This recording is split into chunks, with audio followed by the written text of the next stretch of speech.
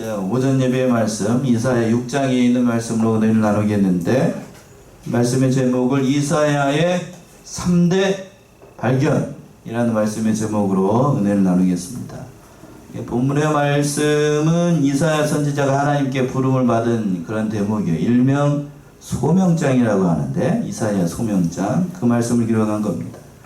근데 이사야 선지자가 하나님께 부름을 받은 때가 1절에서 그랬어요. 누구 왕이 죽었을 때라고요? 우시야 왕이 죽었을 때였고, 왕이 죽었으니까 국가적으로 큰 위기에 빠져 있을 때에, 어려운 난국에 있을 때에 이사야가 선지자로 부름을 받았던 겁니다. 그때 이 이사야 선지자가 하나님 앞에 기도할 때에, 성전에서 기도할 때에 세 가지를 발견했어요. 첫 번째는 누구를 발견하고, 하나님을 발견하고, 두 번째는 바로 자기 자신을 발견하고, 마지막으로는 자기 사명을 발견하게 됐습니다. 그래서 일명이 붙어있는 말씀이 이사야의 몇 가지 발견? 세 가지 발견이라는 그런 별명이 붙어있는 아주 은혜로운 말씀이에요. 첫 번째 이사야 발견한 것은 1절에서부터 4절에 있는 것처럼 높이 들린 보좌에 앉으신 하나님을 발견하게 된 겁니다. 그 말씀이 1절에 있죠? 1절 보시면은요, 우시야 왕의 죽던 해에 내가 본즉 주께서 높이 들린 보좌에 앉으셨는데 그 옷자락은 성전에 가득하였고. 예, 1절 시작을 할 때 우시야 왕의 죽던 해에 이렇게 시작을 하고 있는데, 우시야는 그의 부친 아마샤에 이어서 그 우리 나이로 15의 어린 나이로 유대의 10번째 왕이 됐습니다. 15? 몇 살이라고요? 15의 왕이 됐어요. 그리고 그때 왕이 돼가지고 무려 몇 년을 통치를 하냐면 52년을 통치를 합니다. 그러니까 52년이면 굉장히 긴 시간이죠. 예, 긴 시간 동안 훌륭한 왕이었었는데, 그의 통치 전반기 그리고 중반기 때에는 선하고 훌륭한, 하나님 편에서 진실하게 행하였던 그런 훌륭한 왕이었습니다. 왜 그랬는가? 그의 옆에 누가 있었냐면 하나님의 계시를 밝히 알았던 스가랴라고 하는 선지자가 그 옆에 있었어요. 그래서 그 스가랴 선지자의 말을 듣고 하나님을 구하고, 또 하나님을 구하는 동안 이 우시야가 하나님을 잘 구하고 말씀에 순종할 때에는 하나님께서 유다를 부강하게 해가지고 우시야가 하는 일마다 복을 주신 거예요. 그래서 우시야가 그 하나님의 기이한 도우심으로 말미암아 정치, 경제, 군사 모든 면에서 다 부강한 나라가 돼가지고 변방까지 다 소문이 났습니다. 이방 나라까지 다 소문이 날 정도로 원방에 널리 퍼졌어요. 그러니까 강성한 나라가 됐어요, 우시야 때에. 근데 문제는 뭔가? 근데 문제는요, 사람이 잘 되면 어떻게 되기가 쉬워요? 그래서 우리말로, 성경에 있는 말로 잘 나갈 때 어떻게 되기가 쉽냐면, 왜 저를 많이 쳐다보세요? 잘 나갈 때 그냥 계속 잘 나갔으면 좋겠는데, 사람은 잘 나가게 되면 고개가 어떻게 돼요? 숙여지는 게 아니고 어떻게 된다고요? 숙여집니다. 교만해져요. 교만해져. 하나님께서 잘 되게 해주시니까 처음에는 스가랴 선지자가 살아있을 동안에는 15의 어린 나이 왕이 됐다고 그랬잖아요. 그러니까 옆에 도와주는 사람은 그 선지자의 말을 잘 듣고 처음에, 그리고 중반기 때는 잘했어요. 문제는 뭔가, 그렇게 계속 나갔으면 좋은데 사람이, 그런 사람이 있더라 없더라? 없어요. 끝까지 겸손한 사람이 많지 않아요. 우시야 왕도 마찬가지였어요. 결국 강성해지니까, 나라 안팎이 강성해지고 잘 되니까 뭐가 들어오게 되냐, 마음에 교만이 들어오겠습니다. 교만이 들어왔어요. 그래서 제사장 외에는 들어갈 수 없는 그 성수 안에 들어가 가지고 하나님 앞에 뭐를 하려고 했냐면, 저를 많이 보시네? 제사장만이 할 수 있는 성수 안에 들어가 가지고 분향을 하는 거, 그거 누가만 할 수 있다라고요? 제사장만이 할 수 있어요. 그런데 제사장이 드리는 것, 우시야는 그 꼴값다는 거예요. 자기가 직접 드리려고, 성소에 분향하려고 제사장만 들어가서 하는 걸 자기가 하려고 그랬습니다. 그러니까 옆에 있었던 그 아사랴라고 하는, 스가랴 선지자는 아마 소천한 것 같아요.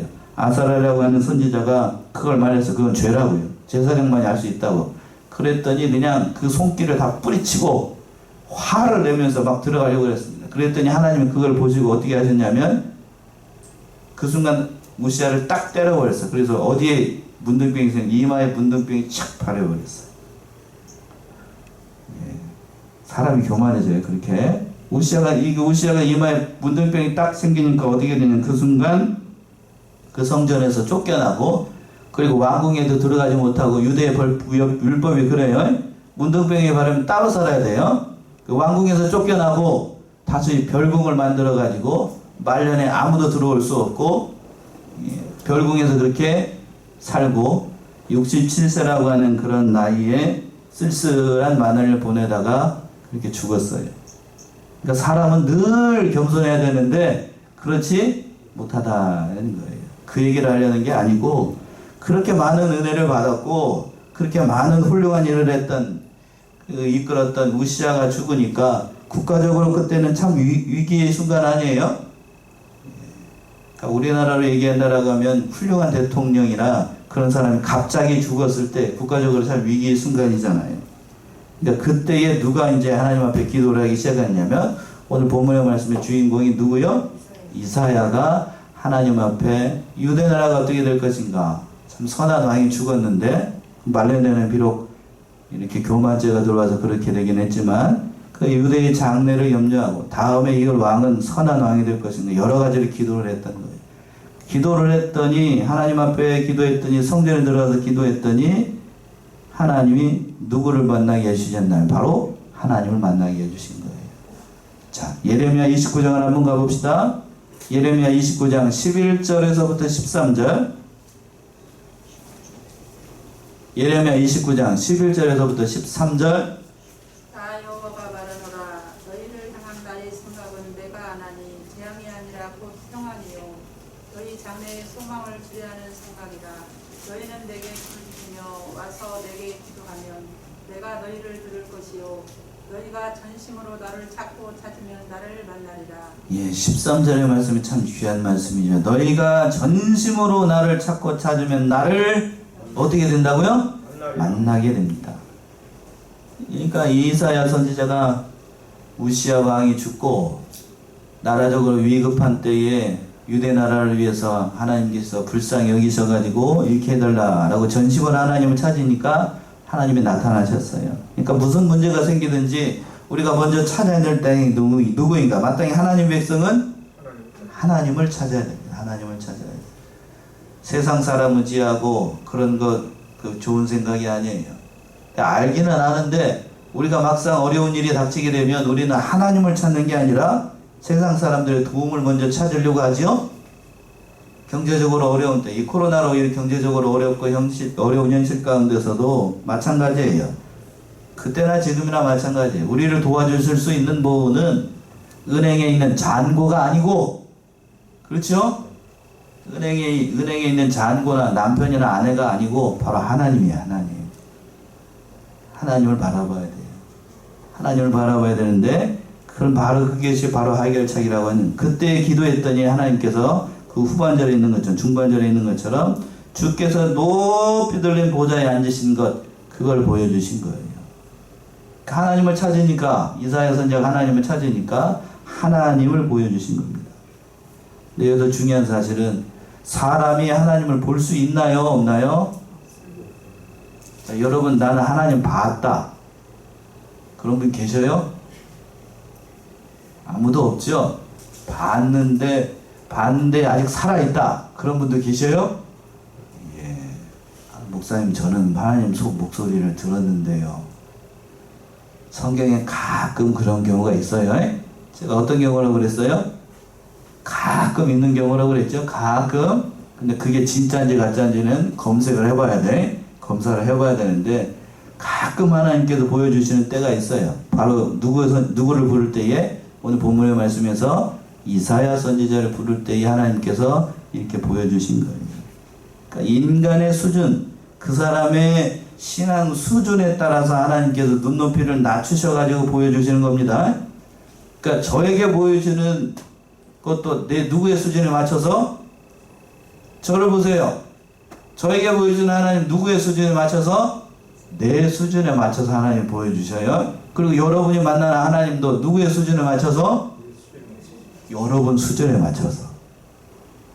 그러니까 제가 만난 하나님이나 같은 하나님인데 여러분이 만나는 하나님이나 같을까요? 다를까요? 얘기 잘해야 돼요. 그럴 수 있죠. 제가 바라는 얘기는 그 얘기가 아니에요. 달라요. 하나님은 같은데 보여주시는 방법이 달라요. 이해되십니까?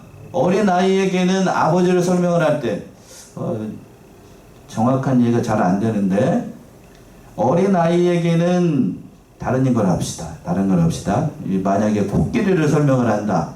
코끼리를 설명을 한다 그러면 저 같은 사람에게는 코끼리 얘기하면 금방 알아듣겠죠? 어른들한테는. 근데 코끼리를 한 번도 안 본 애한테 설명을 할 때는 코끼리를 뭐라고 얘기를 해야 될까요? 그 얘기, 그 아는 범위 내에서 설명을 해야 되는 거예요. 그 얘기를 하려는 게 아니고 그 얘기 딴 데로 새겼다. 그러니까 하나님께서 지금 이사야에게 하나님의 말씀, 하나님을 보여주신 거예요. 그러니까 이 하나님께서 보여주신 이유가 뭔가, 하나님이 나타나신 이유가 뭔가, 나 이런 사람이야 라고 보여주기 위해서 그럴까요? 그런 게 아니라고요. 유대 나라를 위해서 네가 걱정하고 기도하고 있느냐? 우시아가 죽었으니까 위태롭다라고 생각을 하느냐? 우시아가 유대를 다스렸던 것이 아니고 유대 나라를 다스렸던 건 누구라는 사실을 보여주는 거죠. 지금 하나님이었다는 거예요. 하나님이었다.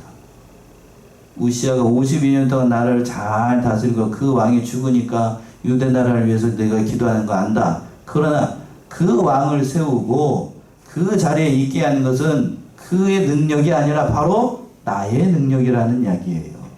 그래서 하나님께서 보여주신 겁니다. 그리고 또 뭐라고 그랬어요? 주께서 높이 들린 보좌에 앉아 계셨다고 그랬죠? 그걸 보여주세요. 왜 보좌를 보여줬겠어요? 우시아라고 하는 왕보다도 더 높이 계신 하나님을 보여줌을 통하여서 하나님이 이 세상의 모든 것을 통치하신다는 사실을 보여주고 있었던 겁니다. 그리고 또 그 하반절에서 그랬어요. 뭐라고 됐냐면 그 옷자락은 어디에 가득하고? 성전에 가득합니다. 하나님께서 옷이 있을까요? 없을까요? 네? 영이신데 뭔 옷을 입어요? 근데 왜 이렇게 표현을 했을까요? 옷으로 가린다. 옷이 가득하다는 얘기는 하나님의 임재가 충만했다는 얘기예요. 그러면서 그 하나님의 임재가 충만해가지고 그 모든 것들을 주장하시고 통치하시고 모든 것을 보호하시고 다스리신다는 사실을 보여주는 거예요. 그러니까 하나님께서 이러한 모습을 이사야 선지자에게 보여줬던 얘기는 그 하나님이 바로 너희 나라를 보호하고 너를 보호하고 이스라엘을 다스리신 분이라는 사실을 보여주는 거예요.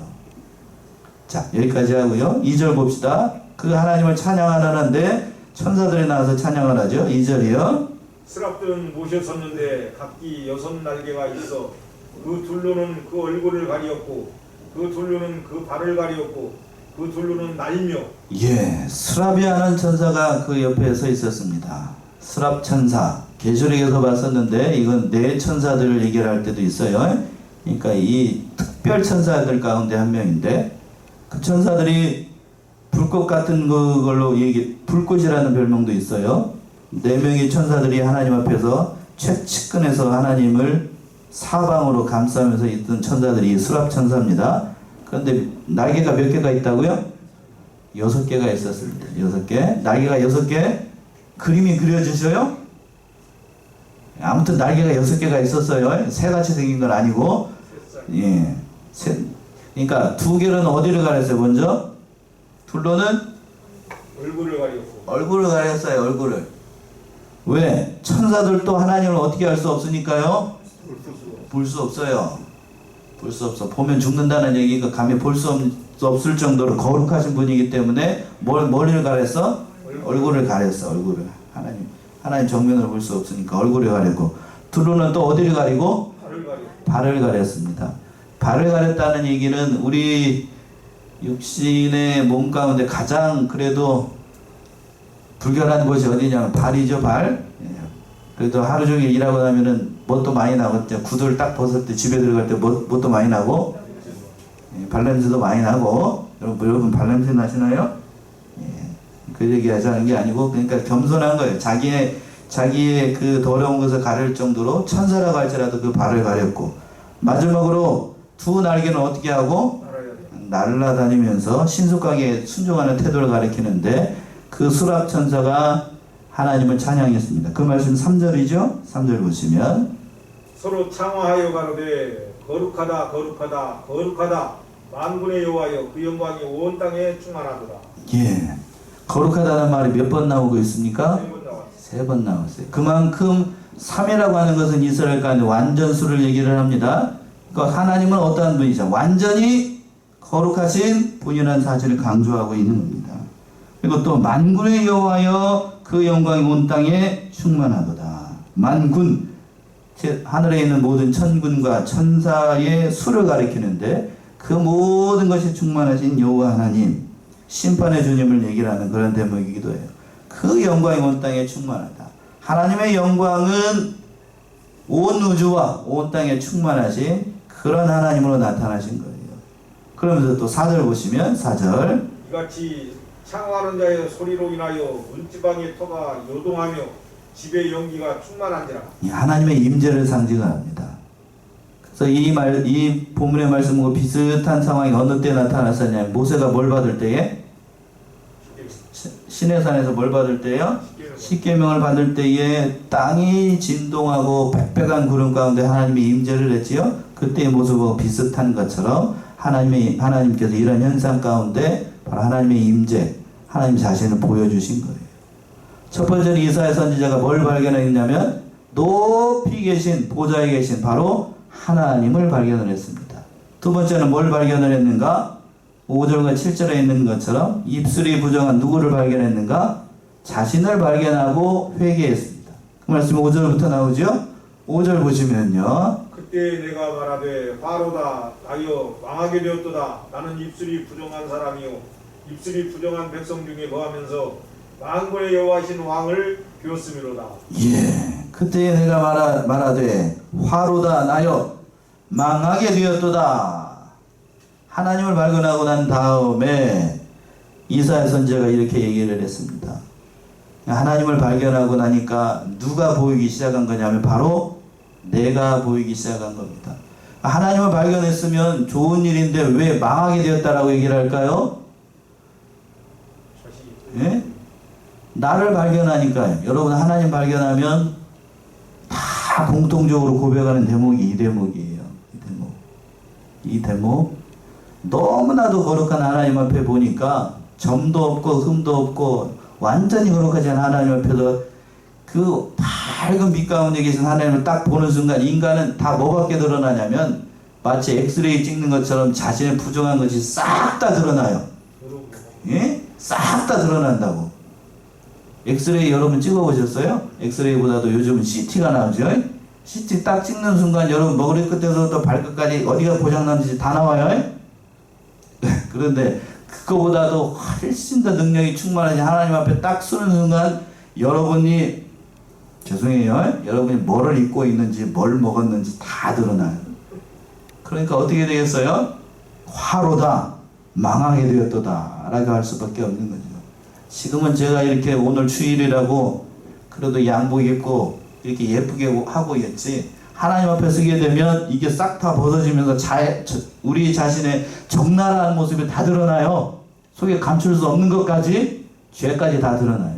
그러니까 이사야가 이렇게 고백을 한 거죠. 자신을 비춰보니까 너무 부정하니까. 그래서 말했죠. 중간절에서 그랬습니다. 나는 뭐가 부정한 사람이요? 입술이 부정한 사람이요. 이것은 하나님 앞에 볼 때에 자기 자신은 입술만 부정한 사람이다라는 얘기지요. 그런가요? 그 얘기가 아니고 자기를 보니까 입술이 부정한 사람이라고 얘기하는 것은 지금 이사야가 뭐 하는 사람이죠? 선지자죠? 선지자는 뭘로 밥 먹고 사는 사람? 예, 말로 밥 먹고 사는 사람이잖아요. 그렇지요? 제가 정확하게 표현해요. 말로 밥 먹고 사람인데 하나님의 선지자라고 하면서 하나님의 말씀을 전하고 있는데 그 말씀을 전하는 선지자가 하나님 앞에서 봤을 때에 부끄럽다는 얘기예요. 그러니까 나는 입술이 부정하다. 선지자, 내가 하나님 앞에서 선지자로 일하고 있는데 그런 존재가 아니라는 사실을 깨달은 거예요. 깨달은 거. 그러면서 또 입술이 부정하다는 얘기는 속에서 나오는 것이 다 입으로 나오니까 속에서 참 입술을 통해서 나오는 모든 것들이 다 부정하다는 의미도 담겨 있어요. 마가복음에 있죠? 마가복음 7장을 한번 가봅시다. 속에서 뭐가 나오는데? 마가복음 7장 20절에서부터 23절. 또 가라사대 사람에게서 나오는 그것이 사람을 더럽게 하느니라. 속에서 곧 사람의 마음에서 나오는 것은 악한 생각, 곧 음란과 도적질과 살인과 간음과 탐욕과 악독과 속임과 음탕과 흘기는 눈과 회방과 교만과 방패니 이 모든 악한 것이 다 속에서 나와서 사람을 더럽게 하느니라. 예. 예수님의 말씀인데 또 가라사대 사람에게서 나오는 그것이 사람을 더럽게 하느니라. 속에서 뭐가 나올까요? 여러분 속에서 나오는 게 좋은 게 나올 것 같지요? 여러분 속에서 나오는 게 좋은 게 나올 것 같죠? 여기서 좋은 게 한 가지라도 있는가 한번 찾아보셔요. 속에서 곧 사람의 마음에서 나오는 것은 첫 번째 뭐요? 악한 생각. 여러분 좋은 생각 하시나요? 아니에요. 저는 그렇지 않습니다라고 주장할 수 있는 사람 몇이나 될까 싶어. 또 처음에 악한 생각, 또 곧 음란과 도적질과 살인과 간음과 탐욕과 악독과 속임과 음탕과 흘기는 눈과 해방과 교만과 광팬이 이 모든 악한 것이 다 어디서 나와서? 속에서 나와서 사람을 더럽게 합니다. 어느 것 한 가지도 다 좋은 게 하나도 없어요. 하나도 없어요. 그렇죠. 진실로 그래요. 예. 저는 목사이기 전에 한 사람으로서 고백을 하는데 좀 거룩한 것처럼 보이지만 그렇지 않아요. 꿈꾸다가도 죄를 짓습니다. 남자들은 본능적으로. 아닌가요? 여러분 남자들 꿈꾸다가도 죄를 져요. 꿈꾸다가도 죄를 져. 남자들만 아는 분들이 있을 거예요. 뭔 말인지? 예. 그게 사람이에요. 그게 사람. 꿈속에서는 자기 본성이 다 나와요. 왜 그럴까요? 꿈은 이성으로서 내 이성으로서 이렇게 관여할 수 있는 때가 아니에요. 뭔 말인지 여러분 잘 모르시면 꿈속에도 죄를 안 접어가지고 제가 무슨 말을 하는지 모르지요. 예. 목사 하면서 여러분들이 평상시 생활할 때에는 그래도 교양이 있고 배운 게 있어가지고 참고 인내하다가 저녁에 잠잘 때 본색이 다 드러나요. 뭘로? 꿈으로 다 드러나. 오늘 아무개 집사가 나한테 이상한 소리 했어. 그랬더니 꿈속에서 대박 나와가지고 팍 두드러 패고 있어요. 누구를? 누구를? 낮에 봤던 그 집사님을 뭘로? 꿈속에서 열심히 패 그냥. 그러면서 자기는 그렇죠? 웃으면서 잡니다. 그게 인간의 뭐요? 그게 본성이에요. 본성. 본성이라고. 그게 속일 수가 없어요. 속일 수가 없어요. 그러니까 인간은 전적으로 어떤 존재예요? 부패한 존재. 바로 이사야 선지자가 자기 자신을 발견한 거예요. 아닌 사람이 있나요? 다 웃으시는 거 보니까 다 한 번씩 경험해봤군요. 남편하고 열심히 부부싸움 했습니다. 근데 힘으로는 이길 수가 없으니까 어떻게 할 일 못하다가 꿈속에서 남편을 만났어요.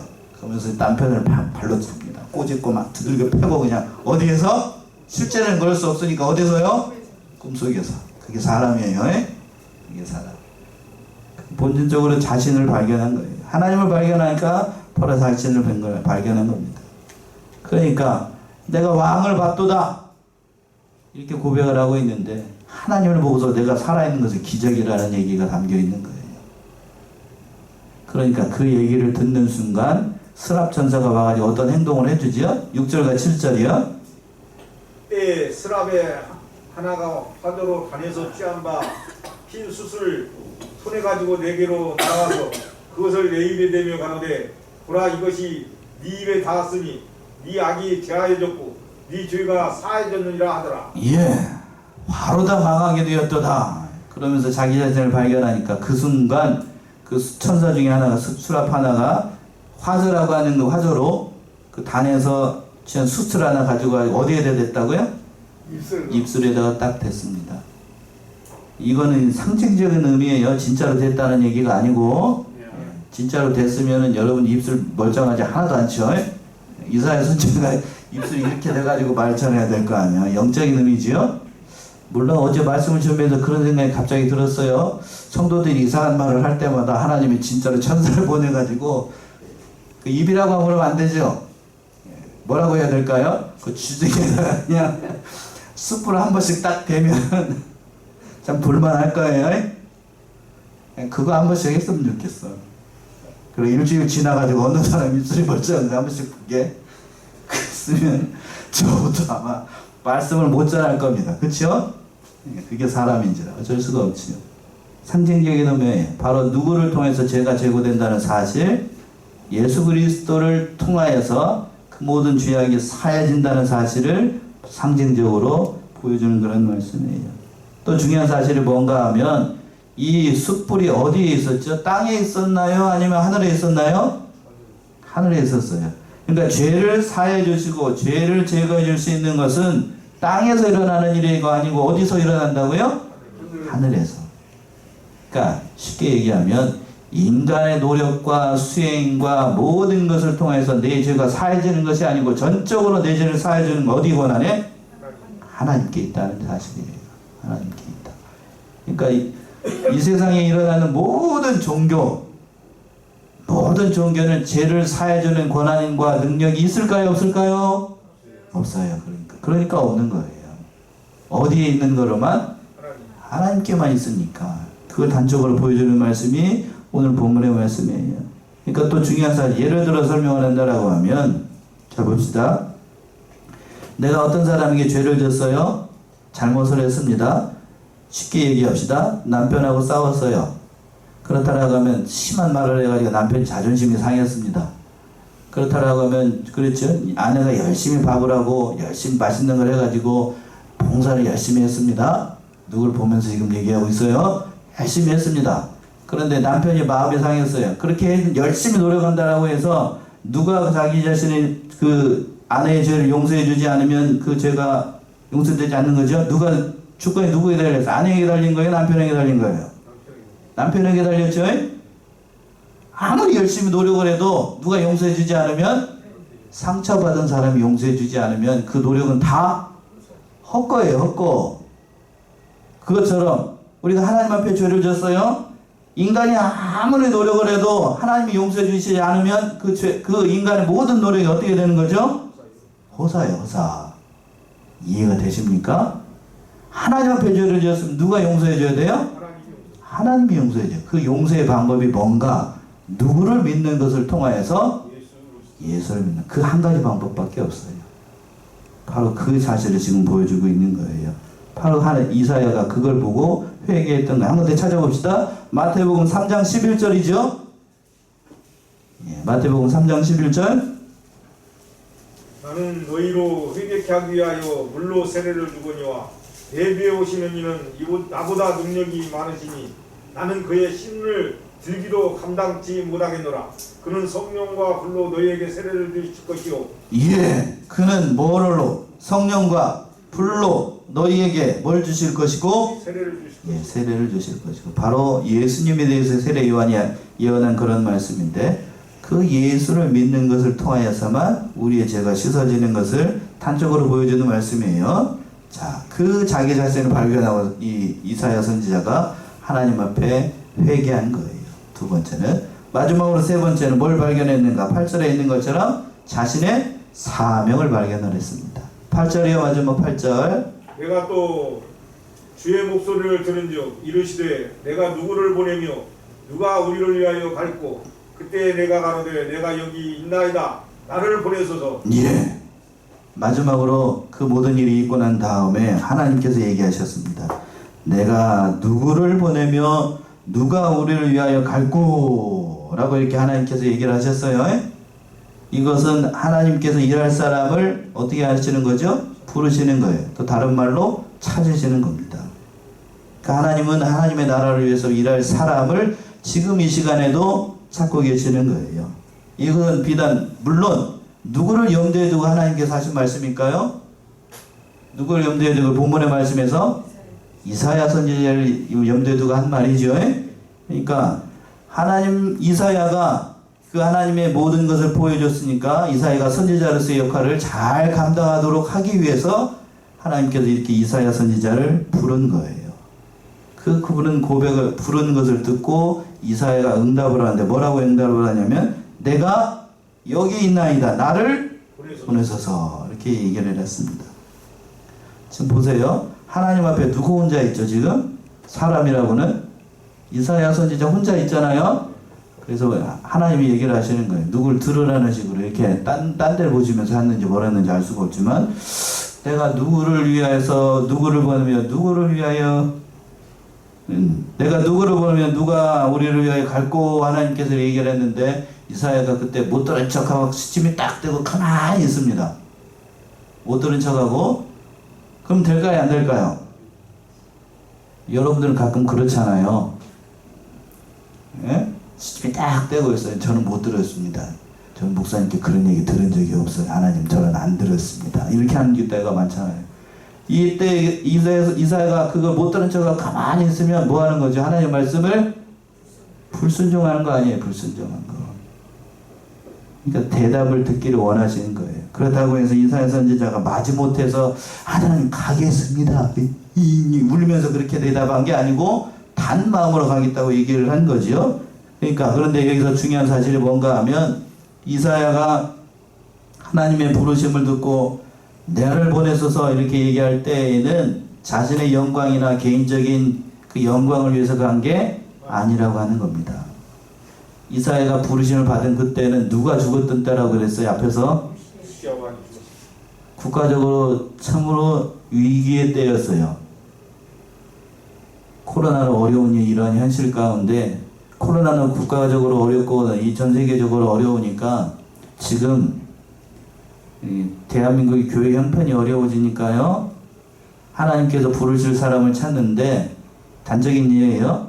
신학교 신대원에 모집하는 사람들 숫자가 많아질 것 같아요? 적어질 것 같아요? 적어집니다. 목사를 하겠다는 사람이 예전 같지 않아요. 예전 같지 않아요. 그래서 저희 교단도 마찬가지 지금 비상상황. 저희 교단도 숫자가 적은데 신대원인가 신학원에 신입생들이 들어오지를 않는데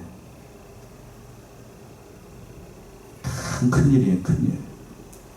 우리가 그런 어려운 형편이 총신이나 뭐 장신이나 합신도 마찬가지고 수가 많이 줄어가지고 줄인답니다. 지금 줄여. 그 정도로 어려운 시대가 됐어요. 어려운 시대. 왜? 하나님의 선지자로 나선다는 거는 누구를 포기해야 되냐면 개인적인 삶을 포기를 해야 돼요. 개인적인 영광, 자기가 하고 싶은 일 이런 거 다 포기해야 됩니다.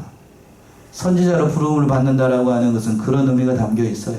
그러니까 이사야 선지자도 그런 얘기를 했다는 하는 것은 이사야가 하나님을 첫 번째로 사랑했지만 또 중요한 사실이 뭔가 하면 그 백성 이스라엘을 사랑한 거예요.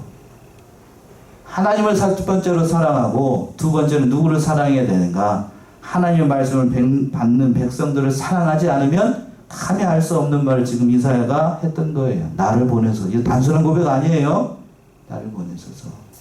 마치 로마서에서 보게 되면 사도 바울이 바로 이스라엘 백성들을 향해서 유대의 백성들을 했던 고백하고 동일한 고백입니다. 한 군데만 찾아보고 오늘 말씀 마칠게요. 로마서 9장을 한번 가봅시다. 로마서 9장 1절에서부터 3절 사도 바울의 고백이죠. 로마서 9장 1절부터 3절 내가 그리스도 안에서 참말을 하고 거짓말을 아니하노라. 내게 큰 근심이 있는 것과 마음에 그치지 않는 고통이 있는 것을 내 양심이 성령 안에서 나로 더불어 증거하노니 나의 형제 곧 권력의 친척을 위하여 내 자신이 저주를 받아 그리스도에게서 끊어질지라도 원하는 바로라. 예, 3절에서 그랬어요. 나의 형제 곧 고르게 누구를 위하여서? 친척을 위하여 내 자신이 저주를 받아 누구에서 끊어질지라도? 그리스도에게서 끊어질지라도. 그러니까 이스라엘 백성, 유대의 백성들을 건져낼 수 있는 일이라고 하면 사도 바울은 어떤 것이라도 감수를 하겠다고 하는 거예요. 오늘 본문의 말씀에서 지금 이사야가 했던 고백도 동일한 고백이에요. 어려움에 처해 있는 이 나라 이 민족을 구원해낼 수 있다라고 하면 하나님께서 보내시는 어떠한 곳이라도 가겠습니다 하는 고백이 바로 나를 보내소서, 자신의 사명을 발견하고 이사야 선지자가 고백했던 고백입니다. 그러니까 오늘 이 세 가지 발견을 통하여서 이사야가 하나님께서 소명을 받았는데, 참으로 우리 사랑하는 성안의 성도님들이 어려운 이때예요. 수도권에서 지금 1000명대가 넘는 정도로 코로나가 심각한 상황인데, 그럴 때일수록 우리는 하나님께서 우리 한 사람 한 사람 어떻게 했다는 사실, 부르셨다는 사실을 잊으시면 안 됩니다. 아멘이신가요? 그래서 그 부른 자리에서 이사야와 같은 마음으로, 또 사도 바울과 같은 마음으로 기도하고 하나님 발견하고 또 자기를 발견하고 자신의 사명을 발견해서 모든 것을 위해서, 주를 위해서 충성 봉사하는 우리 사랑하는 성원의 성도님들 다 되셔야 됩니다. 아멘이신가요? 끝까지 충성하여 나가는 저와 여러분들이 다 되시기 바랍니다.